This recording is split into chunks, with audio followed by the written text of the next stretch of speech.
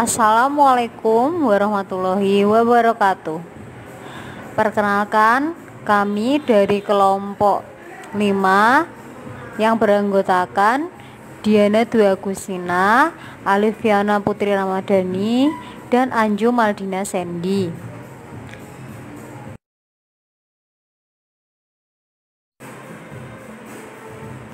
Di sini kita akan mempresentasikan mengenai sistem ekonomi Indonesia.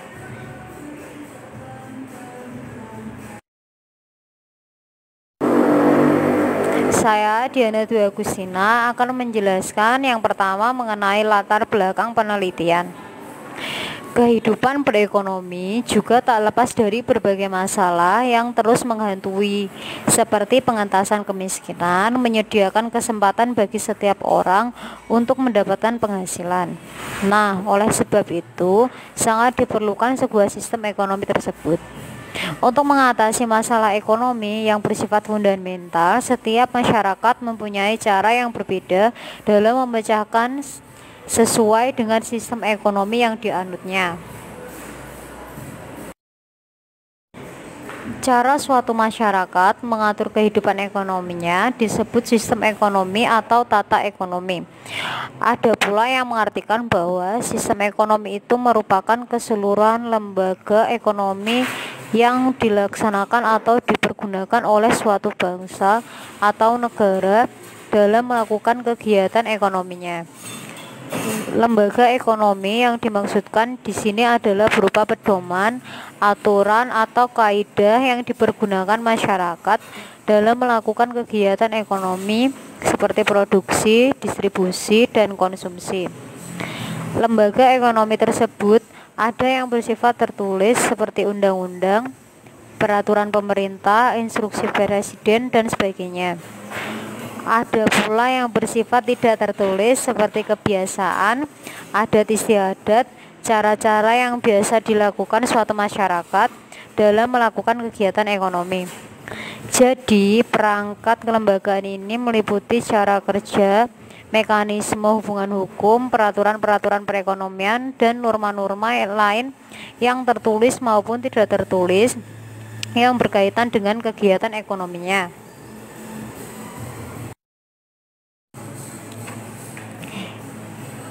Selanjutnya, yang kedua, saya akan menjelaskan mengenai peneliti terdahulu atas penelitian kami. Parta Direja, seorang pakar ekonomi dari Universitas Gadjah Mada, mengungkapkan bahwa sebagian besar negara-negara sedang berkembang, termasuk Indonesia, menganut sistem ekonomi campuran. Terdapat pemilikan swasta perseorangan atas alat-alat produksi yang berdampingan dengan pemilikan negara dan bahkan pemilikan kelompok-kelompok persekutuan adat. Mekanisme harga dan pasar bebas hidup berdampingan dengan perencanaan yang dilakukan oleh pemerintah. Sebagian besar harga barang dan jasa dan faktor produksi ditentukan oleh kekuatan permintaan dan penawaran. Pemerintah juga mempengaruhi kekuatan permintaan dan penawaran tersebut melalui kebijaksanaan harga termasuk penetapan upah minimum.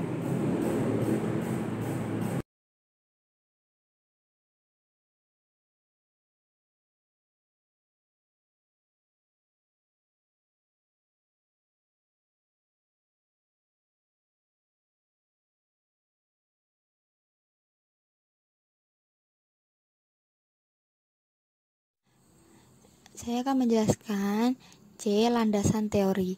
Menurut Dumairi, tahun 1966, sistem ekonomi adalah suatu sistem yang digunakan untuk mengatur hubungan ekonomi antar manusia dan membentuk kelembagaan dalam suatu kehidupan. Untuk itu, sistem ekonomi juga tidak harus berdiri sendiri, tetapi juga bisa berkaitan dengan pandangan, pola pikir, dan filsafat setiap manusia di dalamnya. Seperti dikemukakan oleh Partajiren tahun 1983, seorang pakar ekonomi dari Universitas Gadjah Mada, sebagian besar negara-negara sedang berkembang, termasuk Indonesia, menganut sistem ekonomi. Metode penelitian. Metode penelitian yang akan digunakan dalam penelitian ini adalah metode historis. Metode ini lazim digunakan pada saat melakukan penelitian sejarah.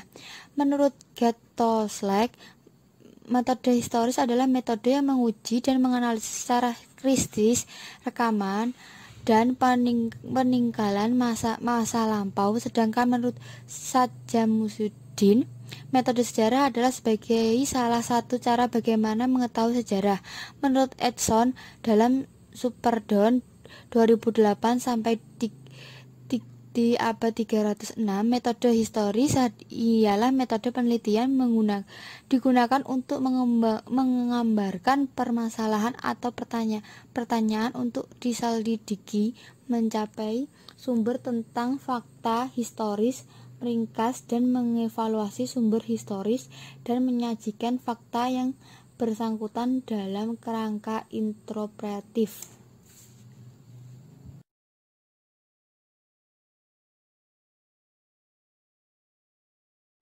Definisi operasional variabel kajian hasil.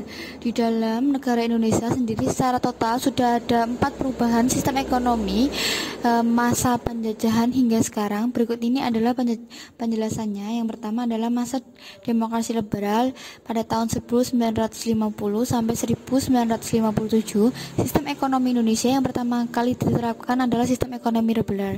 Sistem ekonomi ini berlangsung pada tahun 1950 hingga 1957. Artinya beberapa tahun setelah Indonesia merdeka pada tahun 1945.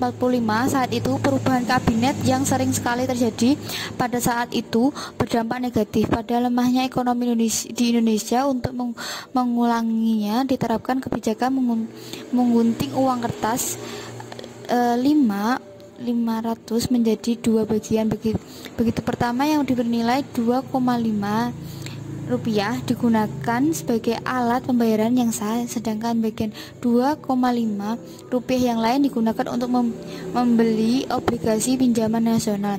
Kebijakan ini diambil oleh Menteri Keuangan yang saat ini telah menjabat sebagai Bapak Saifuddin Parwanigoro. Selain kebijakan menggunting uang kertas, pada saat ini juga sering terjadi gerakan bantang untuk perubahan struktur ekonomi kolonial menjadi struktur ekonomi nasional. Kebijakan ini dinyatakan oleh Dr. Andes Sumitro Djahardikusumo, seorang ahli ekonomi pada masa Kabinet Natsir.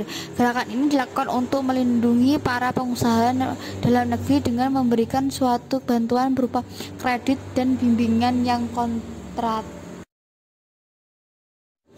Yang kedua, masa demokrasi terpimpin pada tahun 1959 sampai 1966.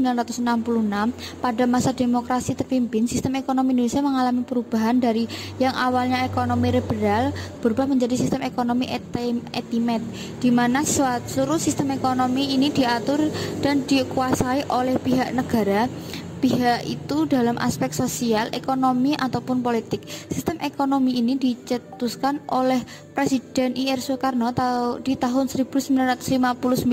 Sistem ekonomi ini dilakukan karena sistem ekonomi liberal membuat sistem pengusaha dalam negeri tidak mampu bersaing dengan pengusaha asing, sehingga dibentuklah Dewan Perancang Nasional atau Depernas di tahun yang sama yang dipimpin oleh Muhammad Yamin untuk mempersiapkan rancangan undang-undang pembangunan nasional. Pada kali ini terjadi penurunan nilai uang seperti uang kertas yang nilainya 500 rupiah menurun menjadi 50 rupiah dan uang kertas 1000 rupiah menjadi 100 rupiah saja. Namun yang ketiga adalah masa demokrasi ekonomi terjadi pada tahun 1967 hingga tahun 1998 atau pada masa pemerintahan Orde Baru yang kala itu dipimpin oleh Bapak Soeharto. Pada masa ini sistem ekonomi Indonesia menganut sistem ekonomi campuran yang di dalamnya terdapat campur tangan pemerintah bersama masyarakat yang turut serta dalam meningkatkan kegiatan ekonomi. Pemerintah berperan sebagai pengendali ekonomi dan masyarakat berperan penuh sebagai pelaku ekonomi, distribusi, dan sekaligus konsumennya. Usaha pemerintah ini bertujuan untuk membantu masyarakat agar terhindar dari masalah ekonomi modern sebagai kesulitan dalam menentukan harga barang atau jasa yang akan diproduksi. Kebijakan Bapak Soeharto dalam bidang ekonomi ini meliputi bergabungnya kembali ekonomi dengan IMF atau International Monetary Fund, sehingga ada bantuan utang keuangan dari negara asing yang masuk ke Indonesia, menghapus kebijakan hiperinflasi dan melarang adanya pendanaan domestik untuk mencetak uang, melakukan pembebasan bea cukai impor dan mengatasi devaluasi rupiah sehingga mampu meningkatkan nilai ekspor ke tingkat internasional. Yang keempat, masa demokrasi Pancasila pada tahun 1998 hingga saat ini. Sistem ekonomi Indonesia menggunakan sistem ekonomi Pancasila. Sistem ekonomi ini adalah bentuk pengembangan dari sistem ekonomi campuran. Koperasi adalah salah satu wujud dari diterapkannya sistem ekonomi Pancasila yang berlandasan pada pilar ekonomi kerakyatan yang berdasarkan kekeluargaan. Hal ini sesuai dengan amanat Undang-Undang tahun 1992 pada pasal 3 yang di dalamnya dijelaskan bahwa tujuan koperasi adalah untuk mensejahterakan anggotanya serta turut serta dalam pembangunan tantangan perekonomian negara agar mampu mewujudkan masyarakat yang maju, adil dan makmur. Pengelolaan sistem ekonomi ini dilakukan berdasarkan hasil musyawarah yang dilakukan oleh perwakilan rakyat.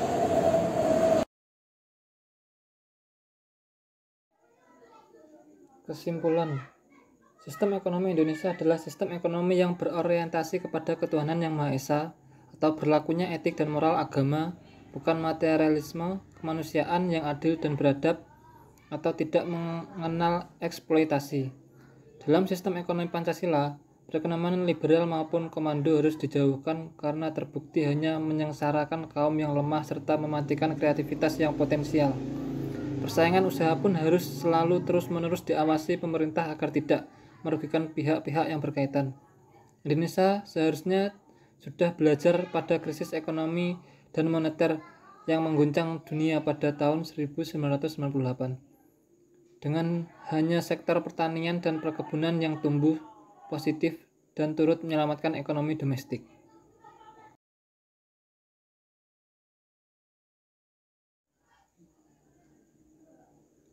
Belajar dari kasus itu, Indonesia sudah saatnya memberi perhatian utama pada bidang pertanian dan perkebunan agar bisa keluar dari krisis pangan yang kini mengancam dunia. Maka dari itu, setiap komoditas harus didekati secara spesifik karena masing-masing memiliki spesifikasi yang berbeda. Pertumbuhan ekonomi di setiap negara berbeda-beda, tergantung dari tingkat pendapatan per kapita suatu negara tersebut dan tergantung dari berapa besar pendapatan atau penghasilan dari penduduknya.